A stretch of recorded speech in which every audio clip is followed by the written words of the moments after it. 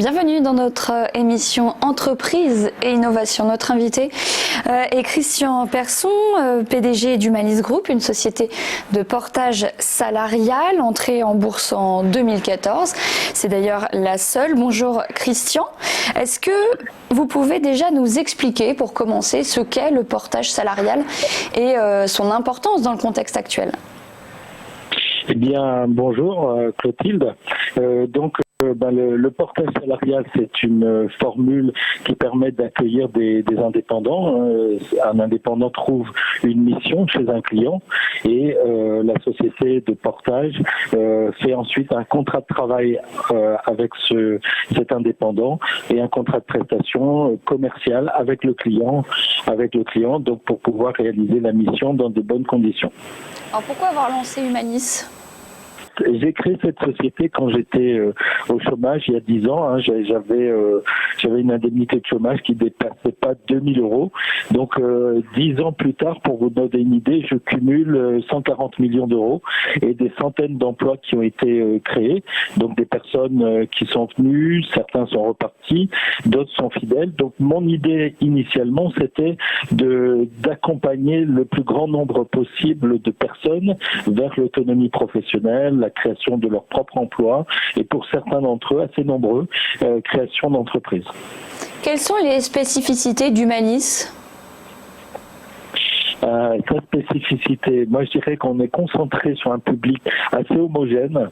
On a deux pôles, un qui est à Paris, qui est le portage salarial des experts en informatique, et un deuxième à Annemasse, à côté de Genève, qui est concentré sur les indépendants dans la traduction, l'interprétariat. Pour vous donner une idée, on facture le président d'un grand État de la Fédération de Russie pour des prestations d'interprétariat, de traduction simultanée. On envoie aussi des factures régulièrement, des petites, à la Maison Blanche. Donc tout ça, c'est pour des interprètes, des traducteurs. Alors Oui, je vous écoute. Oui, pardon.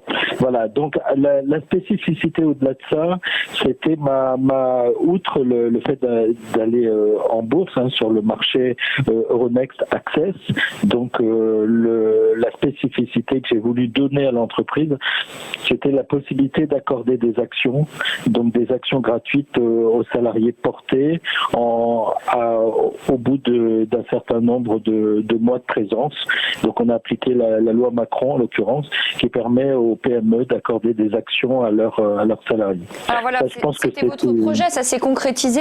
De quelle manière cela est satisfaisant pour à la fois vos salariés portés, puis également pour votre société ?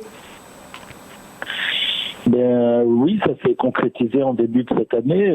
On a signé avec chacun des salariés portés une attribution gratuite d'actions. Donc ça se matérialise par une sorte de document contractuel. Donc tout ça a été fait par des avocats spécialisés. Mais ce qui est vraiment innovant, c'est de vouloir, c'est ce qui est vraiment mon intention,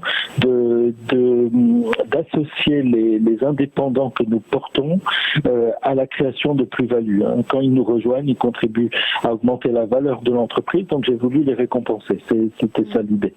Comment est-ce que vous avez pris conscience de l'intérêt d'un tel système ? Il y a fort longtemps, j'étais un professionnel de l'accompagnement des cadres au chômage. J'accompagnais des cadres de très haut niveau dans leur retour à l'emploi. Et j'ai le souvenir d'avoir accompagné une personne assez connue, dont je n'en dirai pas plus, mais qui avait mis en place un plan d'action gratuite pour les salariés d'un groupe de plusieurs centaines de milliers de personnes. Et j'étais vraiment en admiration parce que des personnels, je pense notamment au secrétariat, des gens qui avaient un peu plus que le SMIC se sont retrouvés à partir en retraite avec des petites fortunes. Et ça m'a beaucoup impressionné. J'ai toujours voulu faire la même chose. Alors parlons un petit peu de ce qu'il se passe en ce moment. Comment est-ce que votre société traverse cette crise du Covid-19 ? Bien, nous, on a de la chance finalement, puisque les prestations dans l'informatique peuvent facilement être réalisées à distance. Donc on a recouru pour nos salariés portés, mais aussi pour les permanents. On a environ 15 permanents qui sont tous en télétravail. On l'avait commencé pendant les grèves, comme quoi. Nous, on n'a pas été impacté ni par la pandémie et l'urgence sanitaire, ni par les grèves de fin d'année. On a réussi à travailler normalement dans les deux situations. Est-ce que certaines branches quand même de votre groupe sont plus impactées que d'autres ou non ? Je pense que nous, on est plutôt plus agile que d'autres. D'abord parce qu'on est concentré sur un public qui s'adapte très facilement au télétravail. C'est moins le cas, par exemple, pour les traducteurs-interprètes dans le deuxième pôle de Humalis. Et donc finalement, je pense que c'est une particularité parce que beaucoup de sociétés de portage accompagnent des professionnels qui ont besoin de se déplacer sur le terrain, d'aller rencontrer leurs clients, d'être physiquement présents. Et nous, on a cette chance, enfin, ça a été une chance jusqu'à présent de pouvoir s'adapter. Ouais.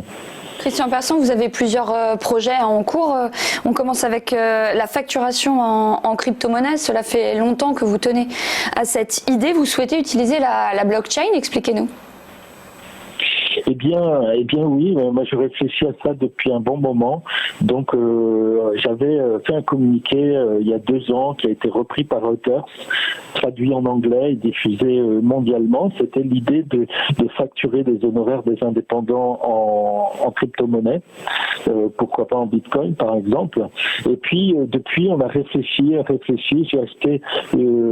j'ai fait faire plutôt une chaîne YouTube qui est la 2e chaîne YouTube sur les crypto-monnaies, ça s'appelle les astuces de Crésus. Ça a été créé à l'origine par un étudiant de grande école de commerce, mais ça me permet de toucher 300 000 personnes par an sur le marché français. Donc l'ambition du Malice, c'est d'utiliser la blockchain Ethereum pour facturer les honoraires des indépendants et être à 100% certain de l'encaissement des prestations réalisées. Si vous avez un consultant en informatique qui réalise une prestation pour une entreprise ukrainienne, indienne, nigériane, où est-ce que vous voulez, une PME, c'est pas évident d'être payé, de faire du recouvrement dans un pays étranger. Alors même en France, avec la crise qui vient de se produire, beaucoup d'entreprises seront fragilisées et cette formule de facturation en crypto-monnaie dans la blockchain Ethereum avec des smart contracts garantirait la bonne fin de la prestation et son paiement.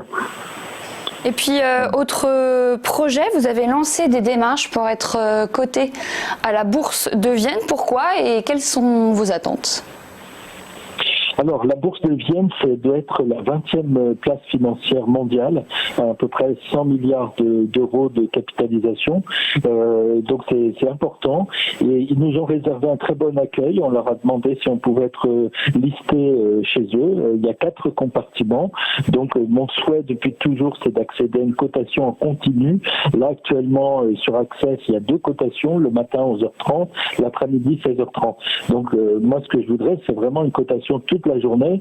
Pour moi, le dialogue permanent avec les investisseurs, ça doit être dans l'ADN de la société Humalis.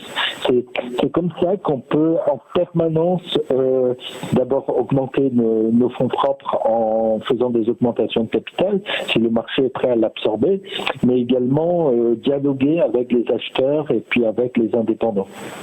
Merci beaucoup Christian Persson d'avoir répondu à nos questions et merci à vous d'avoir suivi notre émission Entreprise et Innovation.